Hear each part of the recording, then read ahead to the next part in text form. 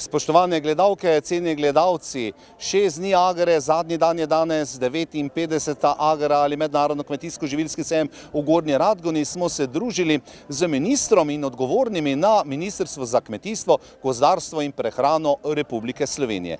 Veliko ste izvedeli o dogajanjih tukaj, predvsem o strokovnih posvetih, o okroglih mizah in še čem.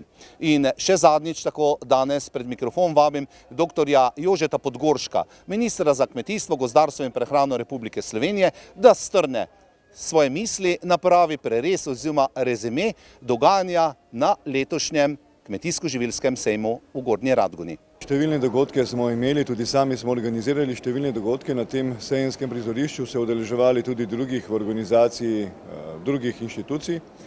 Osebno lahko rečem, da sem vesel tega sejemskega dogajanja, da vendarle prinaša, kot sem že tudi uvodoma dejal, nek optimizem v samo kmetijsko branžo, tudi srečevanje, druženje, izmenjava mnenj je potrebna tudi na našem tem področju. Zato osebno ocenjujem sejem kot zelo uspešen. Tudi po današnjih informacijah strani vodstva sejma naj bi ta sejem obiskalo do konca današnjega dne preko 50.000 obiskovalcev, kar je zelo lepa številka, zelo lepo število obiskovalcev, kar pomeni, da sejem, kot kaže, potrebujemo in smo ga želeli.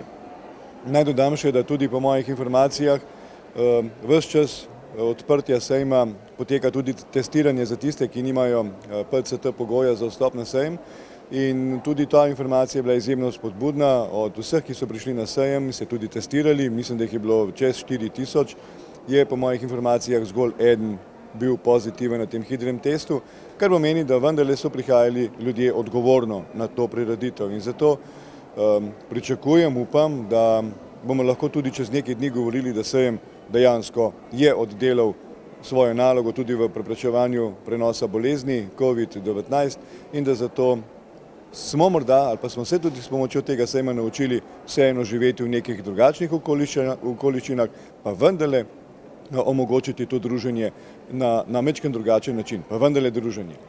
Z vidika našega ministrstva sem lahko zadovoljen tudi z rezultati oziroma s pogajanji, z izmenjavo mnenj.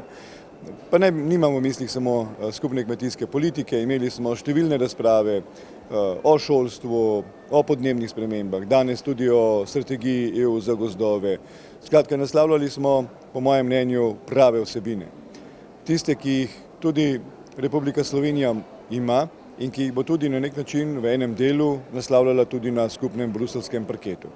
In zaradi tega je ta sejem ima še to dodano vrednost, da smo lahko v tako kratkem času, kot se lahko to zgodi samo na sejmu, naredili res takšno število različnih dogodkov. Pa vendarle, SKP je bila rdeča nit našega dogajanja, tudi mojega osebnega dogajanja na tem sejmu.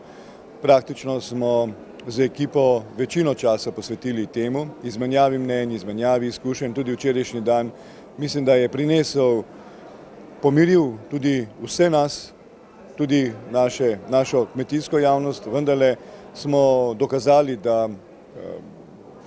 da se želimo usklajevati, da želimo poiskati skupne rešitve, da razumemo tudi pobude, ki smo jih prijeli v času javne razprave strateškega načrta.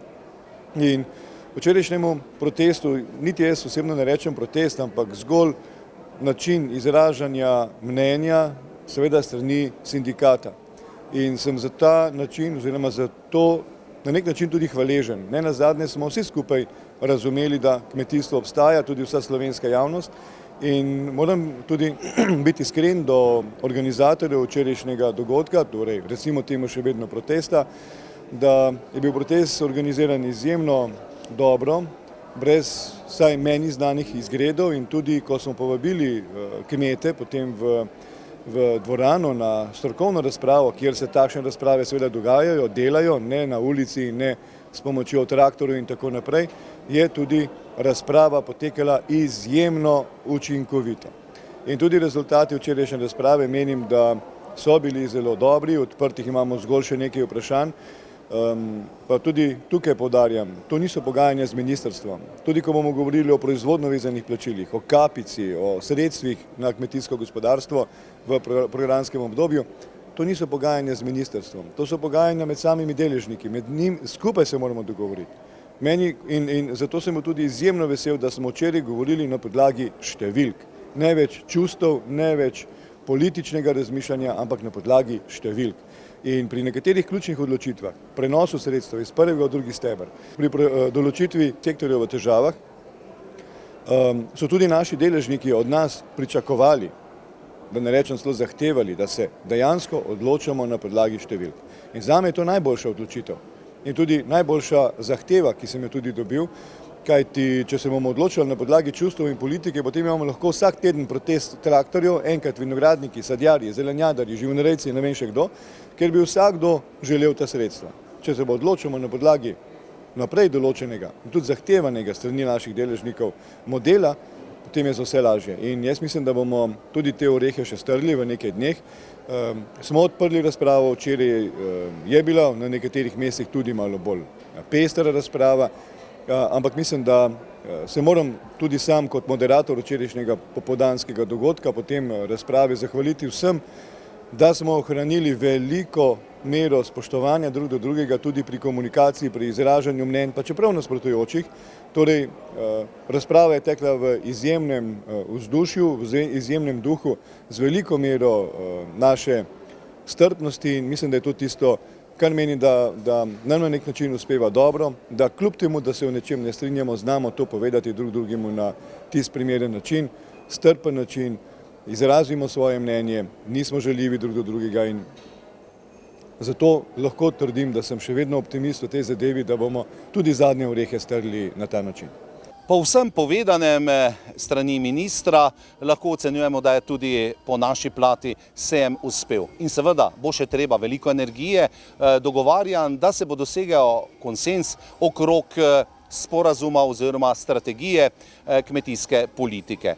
Zato pa veliko uspeha, veliko energije ministru in njegovim sodelavcem.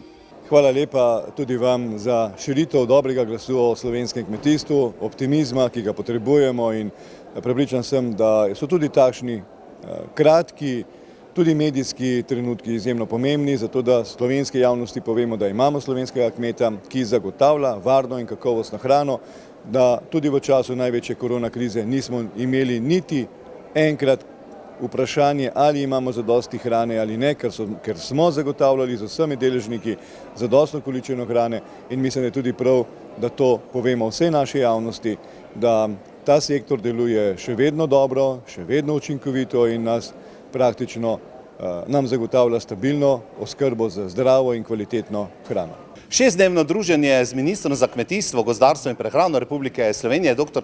Jožetom Podgorškom, zaključujemo seveda z njegovim rezimejem in s tem, kako je pravzaprav letošnja 59. Agra ali mednarodno kmetijsko-živilski sejem v Gornji Radgoni uspel.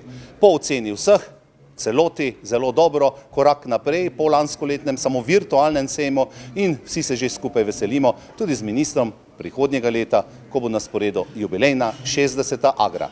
Srečno z kmetijskega ministrstva oziroma z Ministrstva za kmetijo, gozdarstvo in prehrano Republike Slovenije skupaj z našo ekipo.